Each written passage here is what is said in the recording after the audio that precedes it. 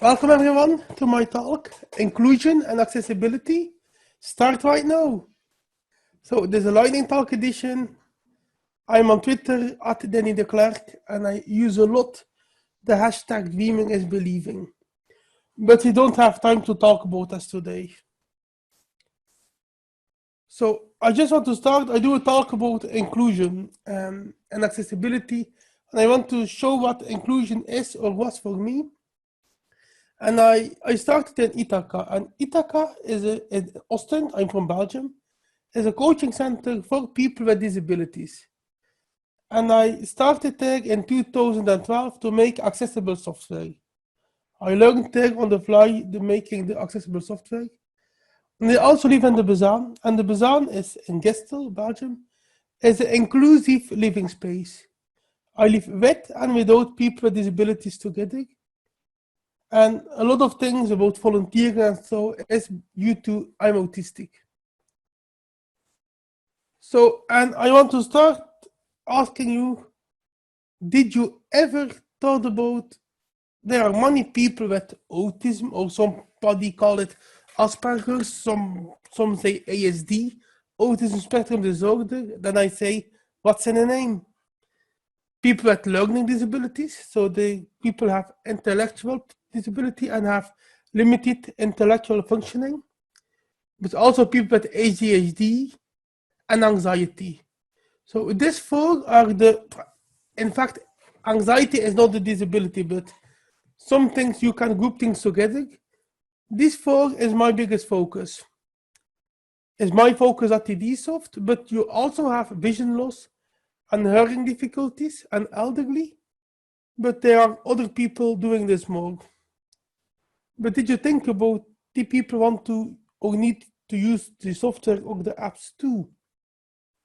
And if I talk about accessibility, I always talk about quality of life, because the reason that you make accessible websites, accessible apps, and accessible software is to give the people with disabilities the same quality of life as the people without disabilities. This should be the vision.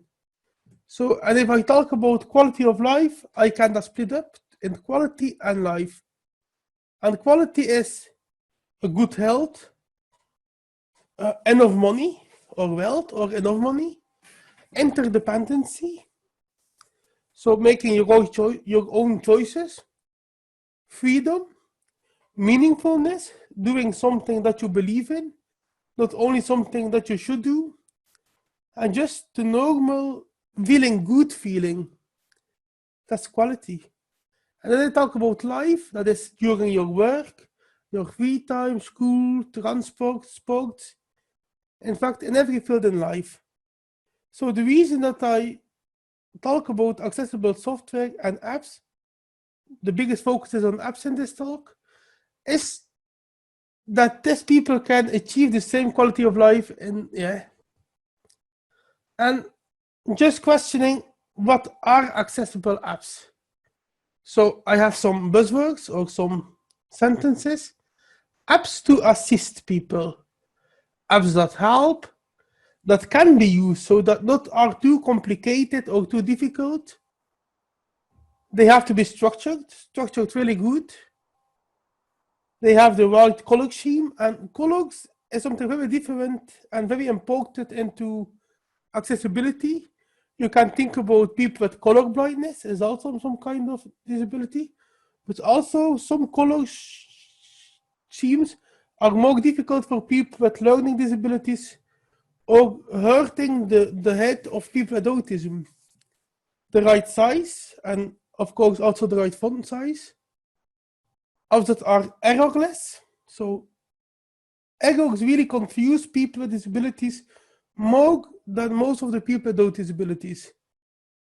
That the right word choice is also not too much jargon, or I prefer no jargon. And if you make, for example, an app for people with learning disabilities, you cannot do it in English if you want to help people in Belgium, where I live, where we speak Dutch. I really believe in text-to-speech, so, and it's not the same as voiceover. I have a lot of talks just about all these principles and text-to-speech, but there's very little difference. use a lot of images and pictograms, and the apps should be robust. So there's one tile that I didn't spoke about, and that is ordered by function. That's each function has to be another color or another order or another size. And apps versus websites. For websites, you have the WCAG, and that's an official statement from, I have the link later, an official from the V3C schools. And they have, websites has to be adjustable, applicable to screen readers. You also have the autism-friendly label. That's something else, but also exists. And both the autism-friendly label and the WCAG have official scores. For apps, here you see there's no official standards. All the platforms and the coding methodologies can use text-to-speech, and it really helps. You have to realize that this world is a mobile-driven world. And I also like to use the term mobile on demand. Just by example, ordering an Uber is all via mobile applications. But if a person with a disability needs to go to somewhere, by an Uber, but can't use the app because he don't understand the app, by example, for the learning disability. And there's a lot possible thanks to cloud opportunity. When the first smartphone came out, cloud was not so popular as it is now, so you can do a lot. But there's really a missing link, and especially that is not described in an official format what you should do. That's one of the reasons I really like to talk about it as a speaker. So the WCAG for websites is, they based on 4 principles: perceivable, operable, understandable, and robust.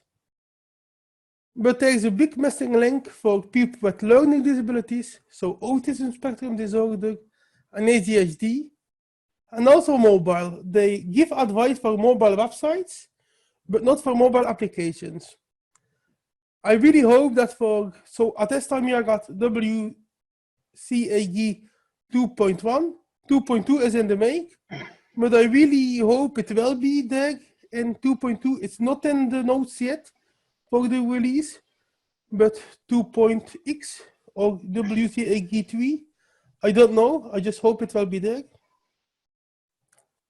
So I just want to say, start right now if you want to make accessible applications. And first of all, learn about accessible development. You have Microsoft has the inclusive design series. I have also a lot of talks I presented before, and I also have a lot of recordings on YouTube. There's a difference between inclusive and accessible apps. But I should advise you to start with accessible apps and then learn about inclusive apps.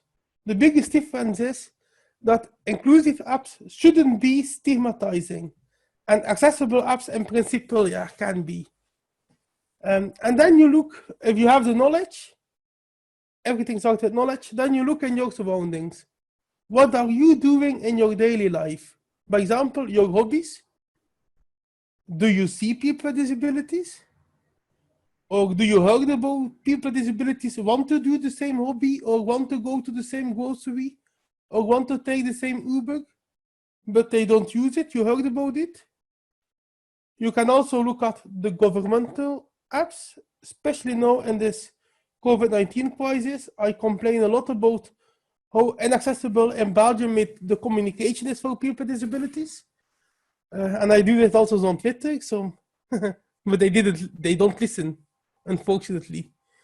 And then I really should ask, can you make the difference? Building something, for example, open source or GitHub, or does it matter? So time is going fast. That was a quick introduction into accessibility and inclusion. So here are my my details, Twitter and email. So DDSoft is a non-profit that I work, and DDSoft is sponsored by a good sponsor, making a lot possible for us. Thank you.